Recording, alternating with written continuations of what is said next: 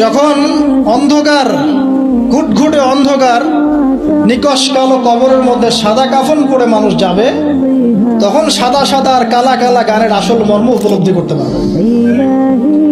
যখন সাদা কাফন পরে অন্ধকার, নিকশ কালো অন্ধকার কবরে মানুষ যাবে না, ওই মোমেন্ট যখন মুনকার এবং নেকিরের সাথে দেখা হবে, নাকিরের সাথে মালাকুল মউতের সাথে সাক্ষাৎ হবে, তার আগে লাশ নিয়ে যাবে আর সে বলবে, কোথায় নিয়ে যাচ্ছ আমাকে, কোথায় নিয়ে যাচ্ছ? ভয়ে আটকে উঠবে।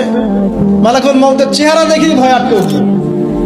সারা জীবন তো দিনের পরোয়া করে নাই, নামাজ কালামের তো খবর নাই, ইসলামকে 5 পয়সা মূল্যায়ন করে না, এবং ইসলামকে ধ্বংস করার জন্য, মুসলিম সমাজের মধ্যে অশ্লীলতা ছড়িয়ে দেওয়ার জন্য এই কাজগুলো করে বেড়াচ্ছে।